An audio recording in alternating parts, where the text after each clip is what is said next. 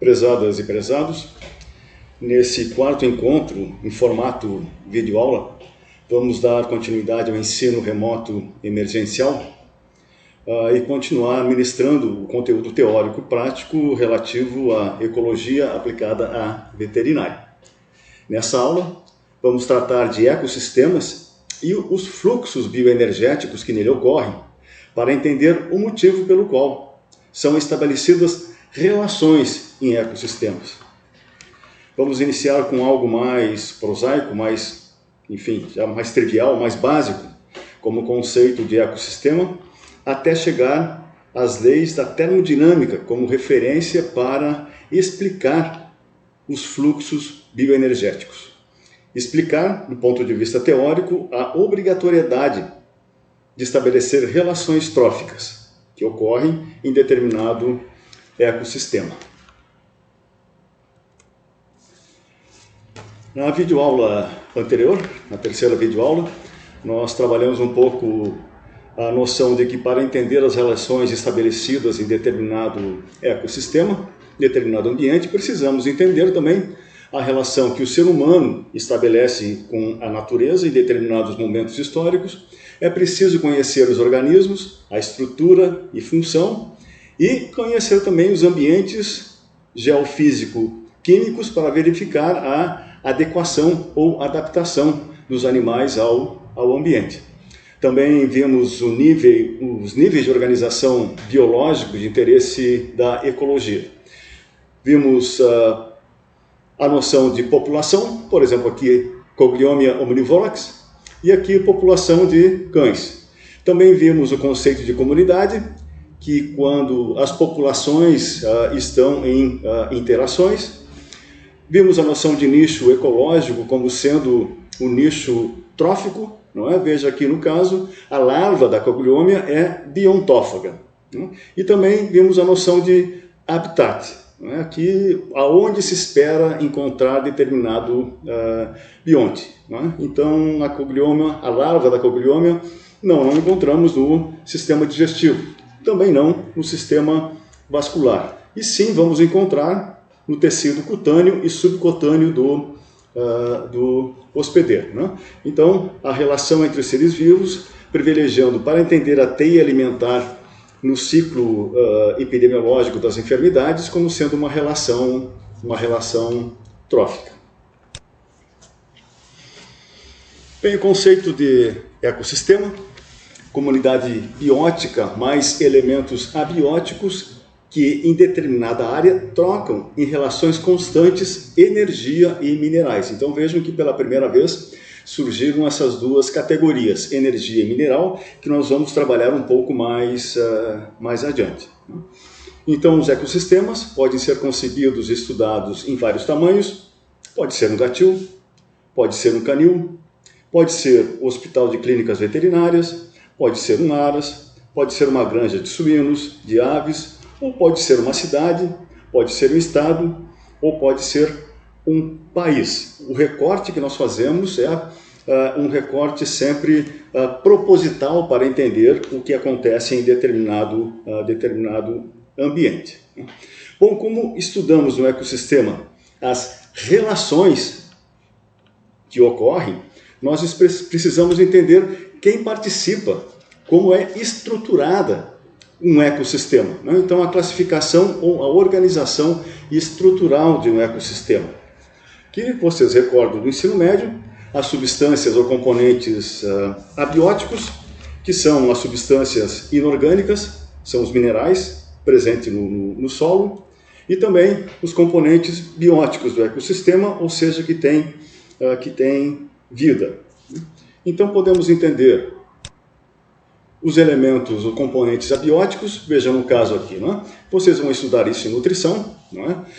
Porque faz parte, não é? Os micro e macronutrientes, os minerais fazem parte da composição da estrutura física dos seres vivos, sejam animais ou sejam vegetais, não é? E inclusive a definição, aqui no caso dos seres humanos, a quantidade de micro e macronutrientes de minerais que precisam ser ingeridos diariamente para que haja uma rigidez, uma saúde fisiológica, né? Então cobre 1,5 a 3 miligramas, cromo 50 a 200 miligramas, esses minerais presentes no solo. Como nós não comemos solo, não é? Nós vamos ver as estratégias utilizadas para que nós possamos ingerir esses nutrientes, não é? Que no caso aqui é de minerais.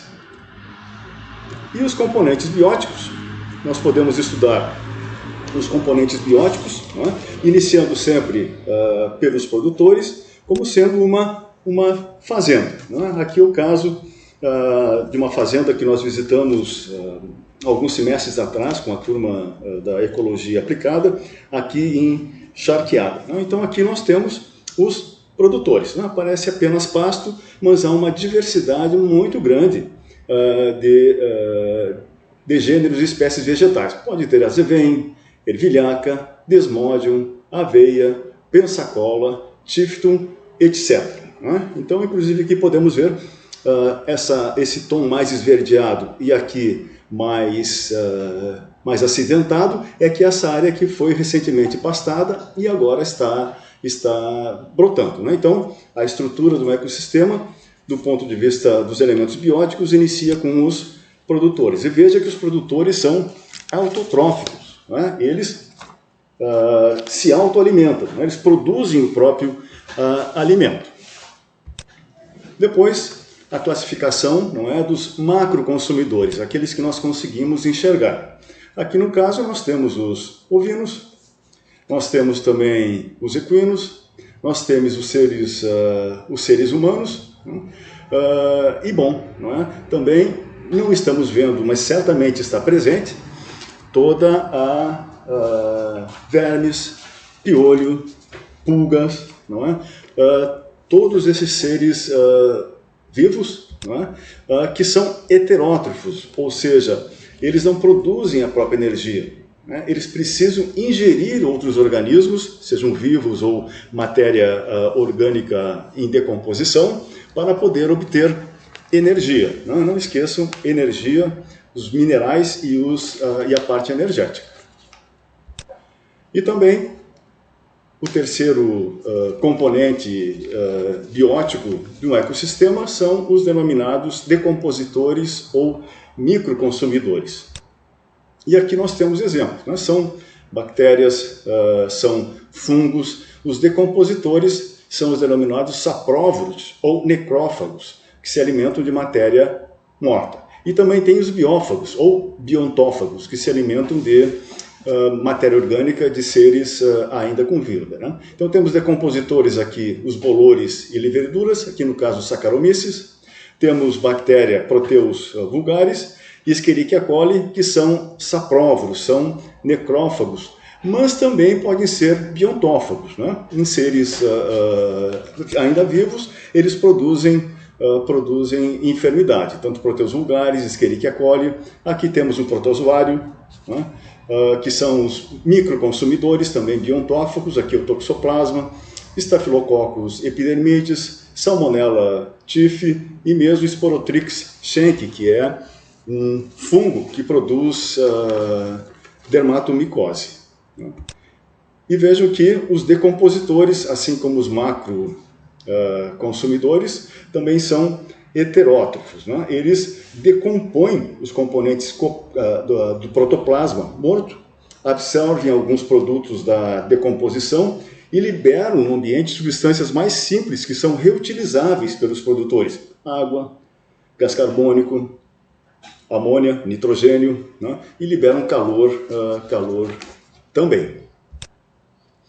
E veja que, entendendo a estrutura de determinado ecossistema, nós podemos classificar esse ecossistema, né? Não apenas do ponto de vista estrutural, mas do ponto de vista médico, descrevendo cenários epidemiológicos. Vocês recordam que trabalhamos ecossistema. Um ecossistema indene é onde não há determinada doença. Né? Aí nós podemos perguntar do ponto de vista estrutural. Existe ausência de um agente causal, seja macro ou micro consumidor, ou ausência de hospedeiro suscetível, ou hospedeiros imunizados. Né? Em um ecossistema indene, nós sabemos que existe a presença desses três endêmicos, né? Desses três elementos, não é? Seja agente causal, quanto hospedeiros suscetíveis e também alguns que são imunizados. Aqui há um aumento nesta relação, é preciso entender o que aconteceu no ambiente para ver se houve um aumento de hospedeiros suscetíveis, não é? Ou uma baixa imunização, ou aumento de agente causal, não é? E o pandêmico. Então vejam que nós precisamos sempre descrever o ambiente do ponto de vista estrutural para entender quais são os seres vivos que estabelecem determinadas relações nesse ecossistema. Né? Um exemplo, a heliquiose canina. Né? Então essa é a ecologia do ponto de vista de relação trófica na heliquiose canina. Né? Então ela é conhecida também por doença do carrapato, né? Que é uma doença grave que acomete os cães, que tem, veja, como agente causal, a Ehrlichia canis, que é uma rickettsia intracelular. Qual é o nicho trófico dela? Ela é carnívora, ela é biontófaga, não é? E um hospedeiro, que é o cão. Não é? E vejam que, necessariamente, nesta relação, para ocorrer essa doença, eu preciso ter a presença no ambiente do vetor, não é? Que é o carrapato, no caso o Rhincéfalos sanguíneos, que assim como a Ehrlichia, também é carnívoro, também é biontófica. Então veja relações tróficas, não é? Aqui recordo, não é? Da tríade epidemiológica, não é? O modo com que a enfermidade circula em determinado ambiente.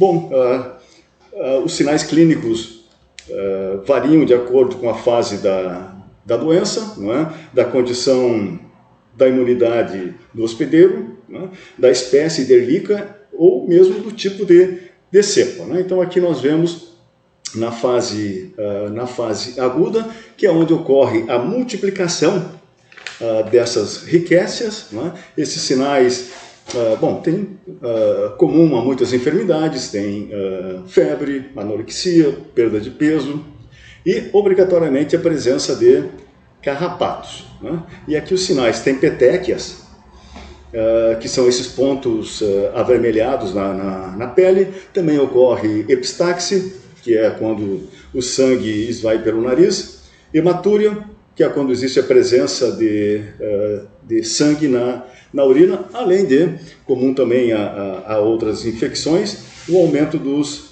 linfonodos. Né?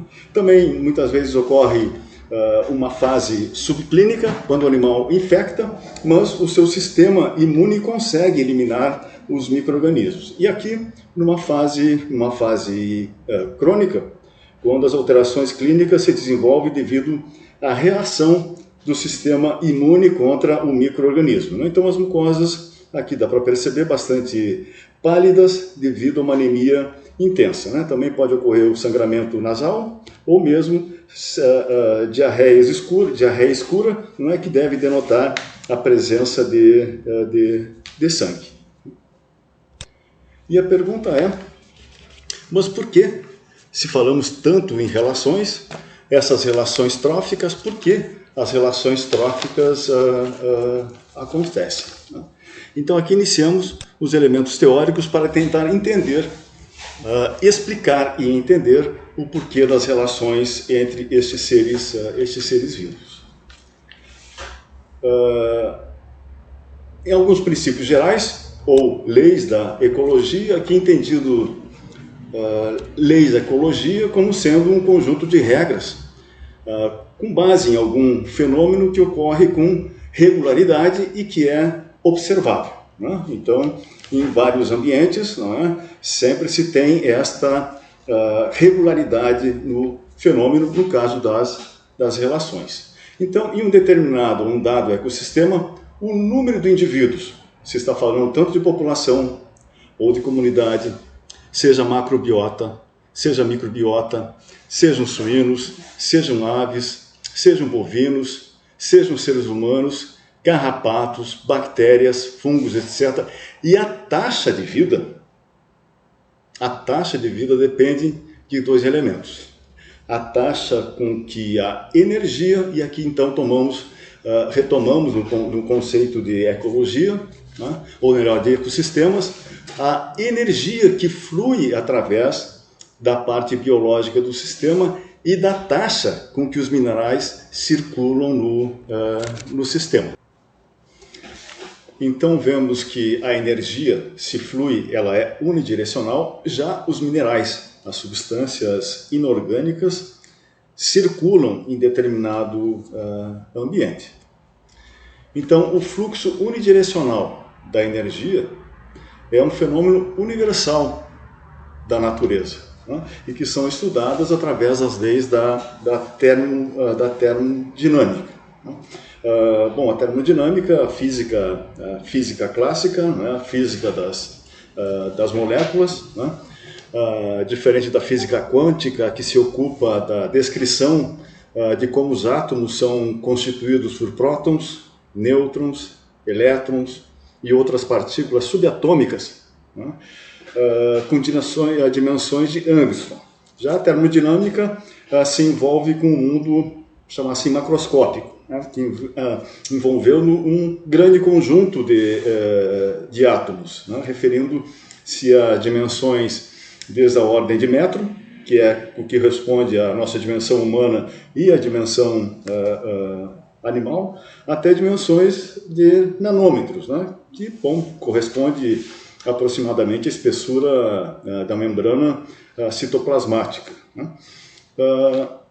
Então, a termodinâmica se ocupa da energia, né? E aqui, então, é necessário nós definirmos, ou ao menos, se não tem uma definição, pode ter um conceito, né? Que energia é todo elemento que propicia movimento. Por isso é relacionado energia com trabalho, e vocês recordam perfeitamente da termodinâmica, né? E do movimento na física do ensino médio, né? Aí, a primeira lei da termodinâmica é que a energia pode ser transformada de um tipo em outro, porém jamais é criada ou destruída. Vamos ver o que significa esta lei, né? E eu faço duas questões. Existe vida sem movimento? Não. Para viver é preciso movimento. Estamos falando de vida. Para viver, por isso que está animado ou inanimado. E como é que é mantida a vida na Terra? Como é que energeticamente é mantida a vida na Terra?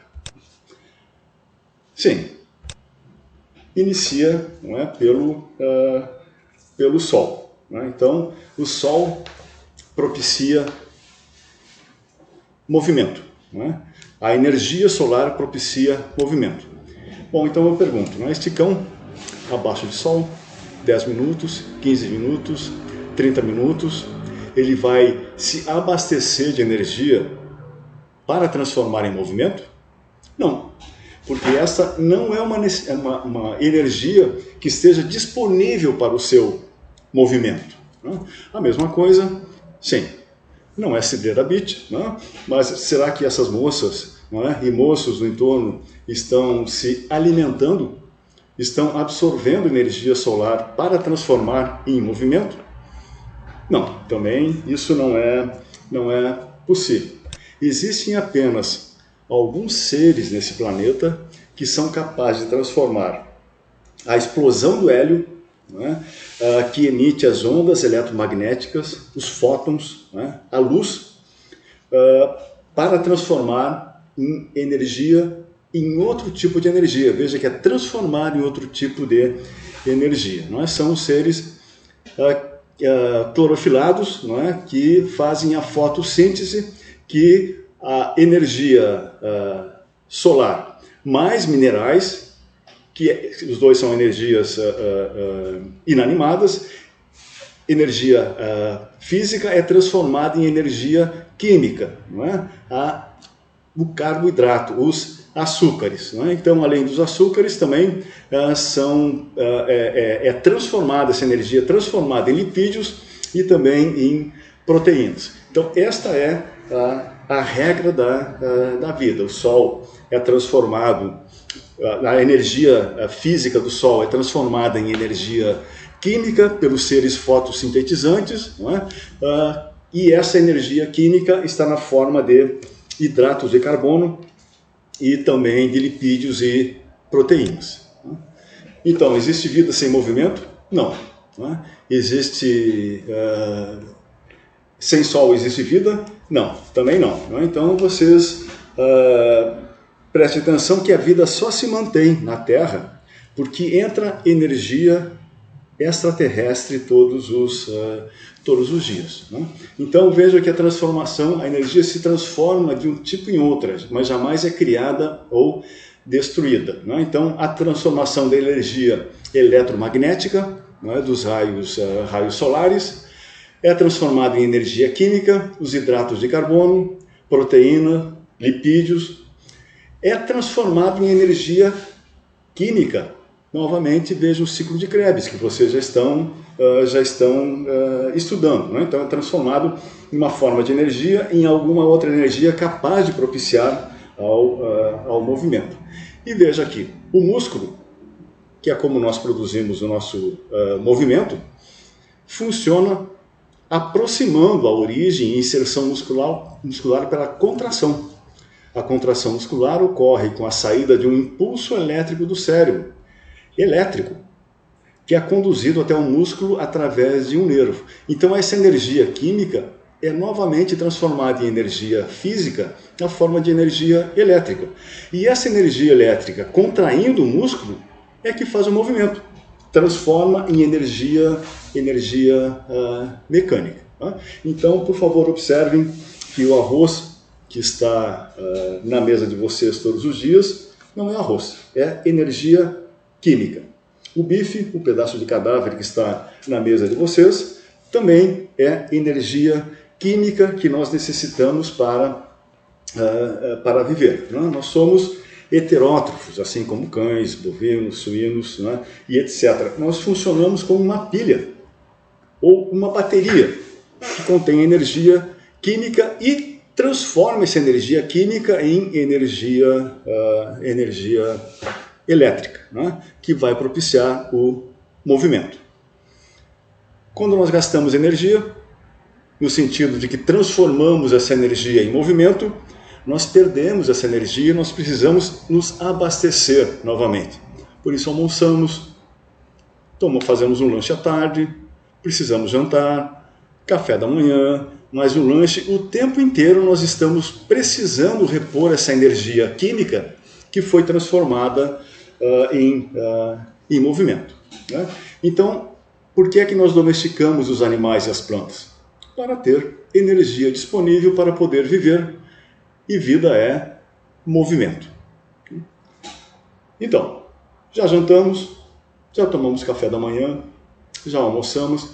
Quantas toneladas de alimento nós comemos? Quanto de alimento um suíno ingere por dia? Quanto de alimento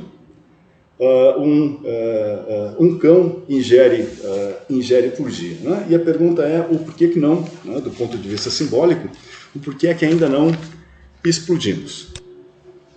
Aqui, então, né, a energia pode ser transformada de um tipo ou outro, porém jamais é criada ou destruída, sempre transformada. A segunda lei da termodinâmica é que nesse processo de transformação, a energia se degrada, ou seja, de uma forma concentrada e uma forma dispersa, geralmente na forma de calor. Que o calor, sim, é energia, mas é uma energia que não promove o movimento, não promove trabalho, não é? Ela está indisponível. Não é? Bom, nós sabemos que quando nós queremos nos aquecer, nós colocamos um pullover, não é? Por exemplo. Não é?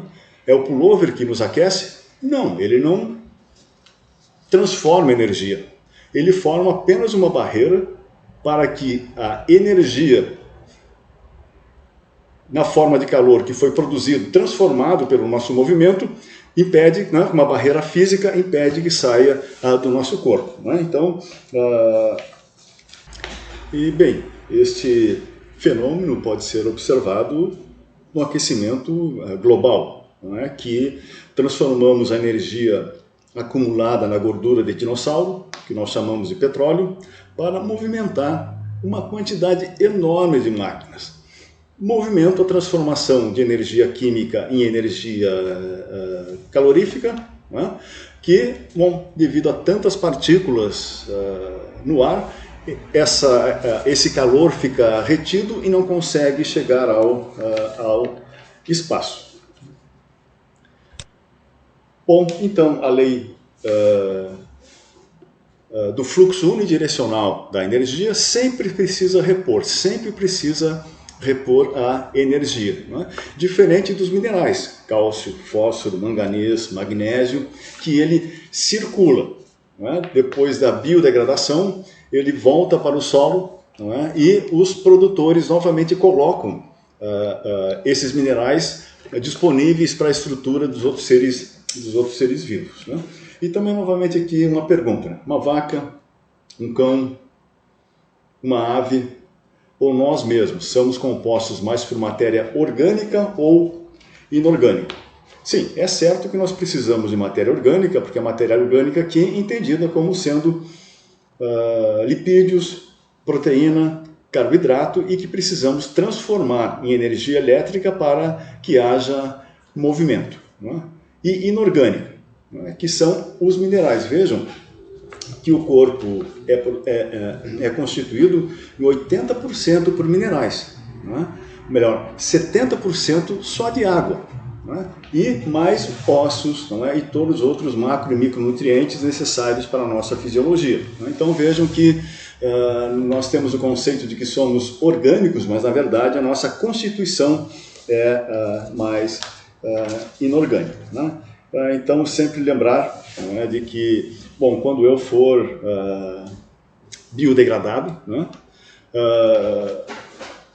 após a minha morte, se é que não vou ser cremado, né, a biodegradação vai fazer com que haja liberação de nitrogênio, liberação de água, a liberação de CO2, né?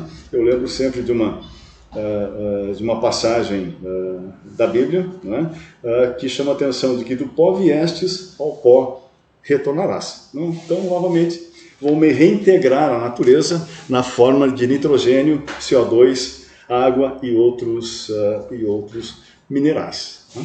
Então, o fluxo unidirecional da energia e a circulação dos materiais minerais constitui dois princípios ou leis da ecologia geral que é aplicada a todos os ambientes e organismos. Então agora nós podemos entender o porquê, não é, de que essas relações se estabelecem e relações tróficas, sempre buscando energia, seja por uma bactéria, seja por um fungo, seja por um platelminto, seja por um nematelminto, seja por um inseto, ou seja, por um humano ou por um cão. O bovino sempre a necessidade de energia, né? Então, os ciclos bioenergéticos, como a cadeia alimentar, os estágios de devorar e ser devorado, né? Então, se havia uma classificação estrutural do ecossistema, com elementos bióticos, elementos abióticos, também uma classificação funcional do ecossistema, que são os níveis tróficos, né?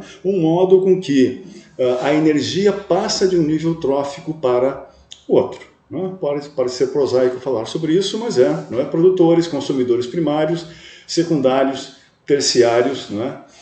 E dependendo sempre dos elementos bióticos que estão presentes neste ambiente.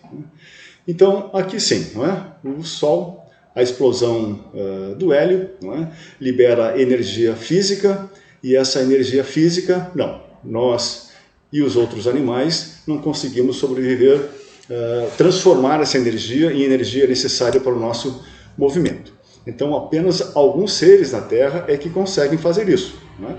E a maior abundância de energia, da energia química, está na forma de celulose. Então, essa pessoa está conseguindo ingerir energia suficiente para o seu movimento? Não, porque nós não conseguimos digerir a celulose. É o que nós denominamos na nossa alimentação de fibras. Né? É uma energia química que para nós está indisponível. Né? Mas como é que então o sol, celulose, e como é que nós conseguimos sobreviver?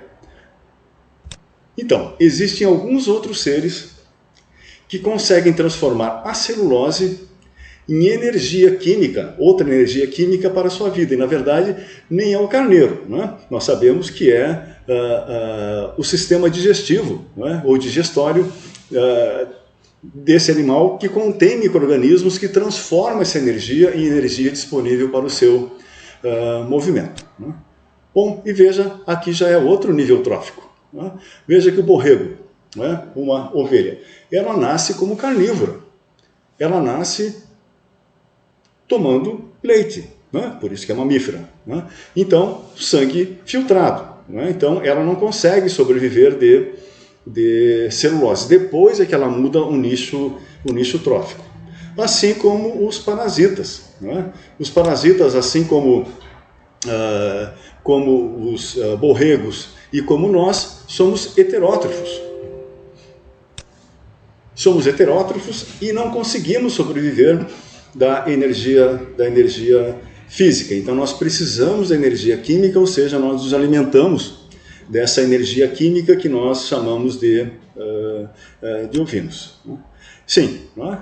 Então a nossa, chamar assim, necrofilia, não é? Que é essa energia disponível, não é? No que nós chamamos de carcaça de animal, que é a energia química. Então esta sim nós conseguimos com que nosso organismo, com que nossa fisiologia transforme essa energia química em energia adequada para o nosso movimento. Então veja que nós estamos no mesmo nível trófico, no mesmo nível trófico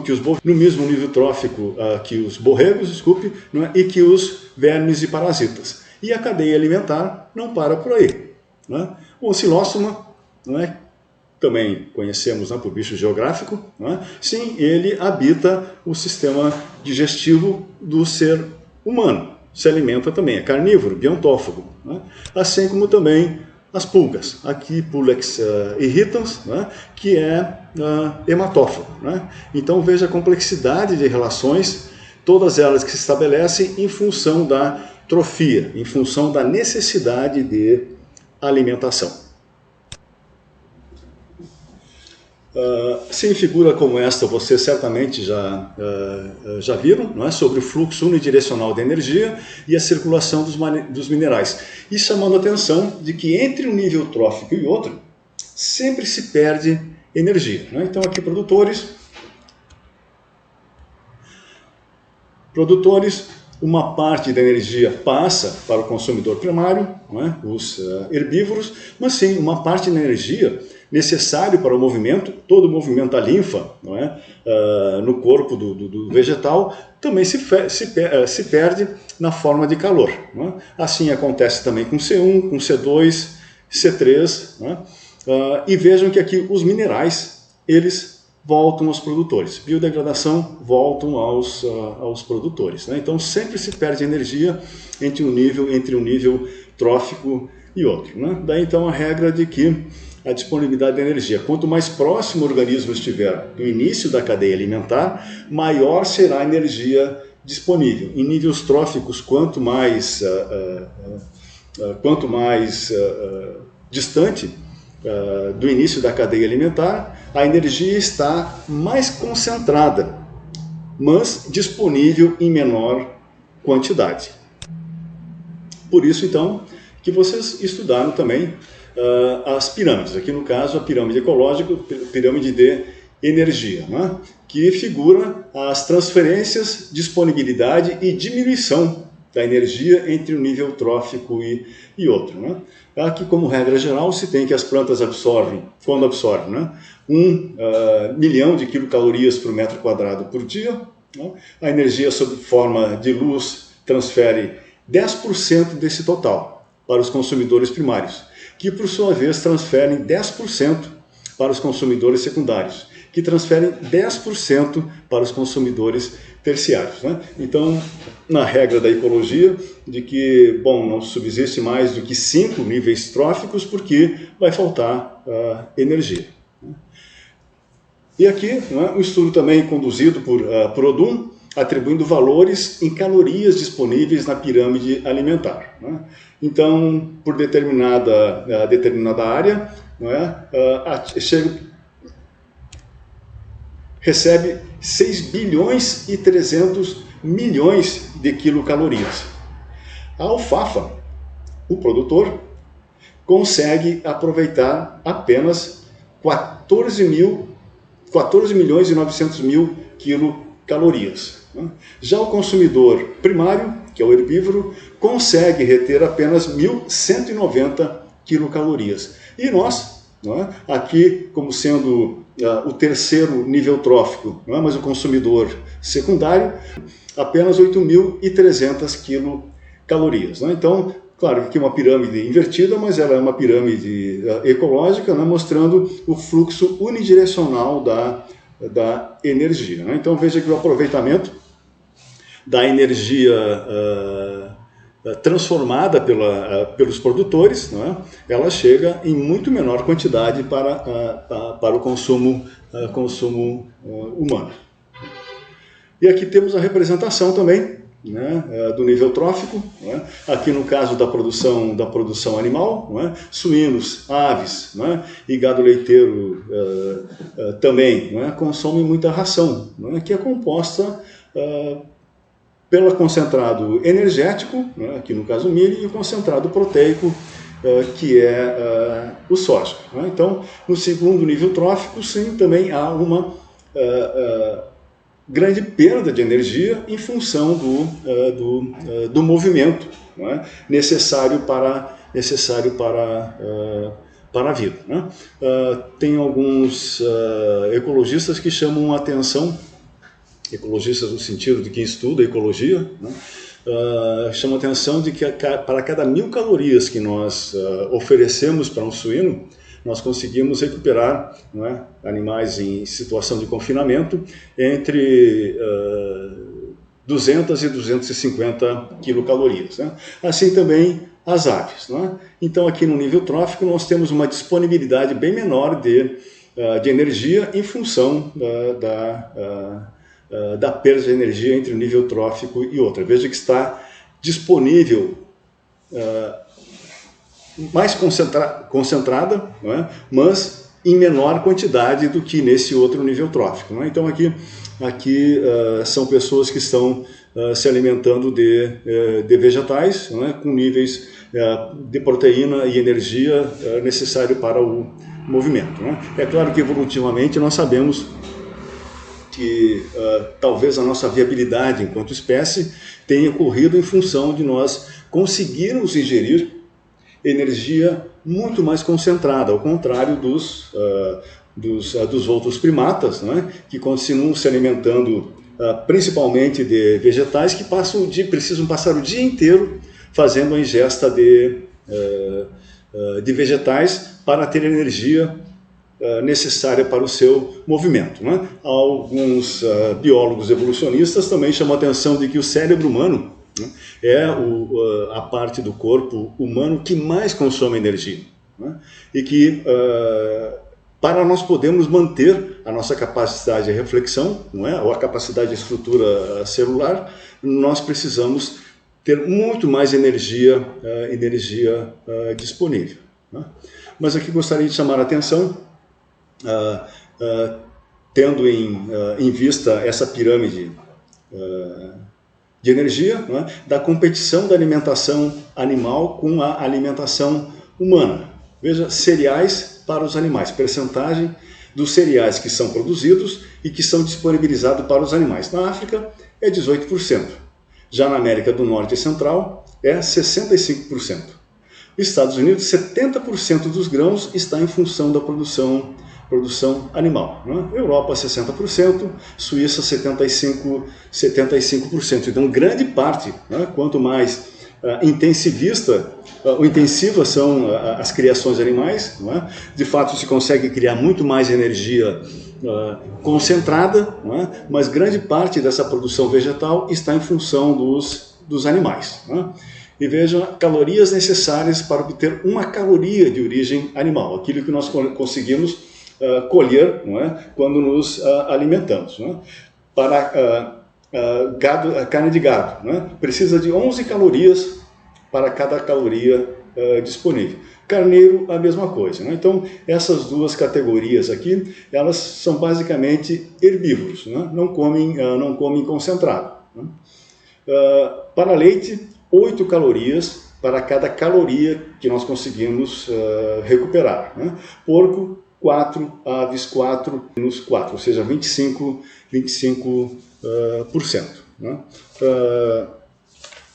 É algo que nós precisamos repensar. Né? População no planeta hoje são 7 bilhões e alguns milhões de habitantes, e em 2050, né, daqui a 30 anos, deveremos ser 9 bilhões. Né? Bom, se com a desigualdade que hoje já existe, né, eu não sei se nós não precisamos repensar ao menos a quantidade da ingesta de alimentos de origem animal, não é? Porque isso é ciência, não é?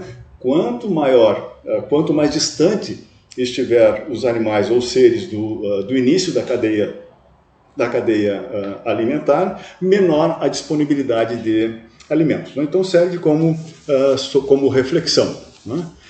O que eu gostaria é que mais do que, não é, nesses 4 encontros, mais do que compreender o ciclo das enfermidades, né, ao menos nesse momento, eu gostaria que vocês fixassem mais como um modo de pensar o contexto das doenças. Né?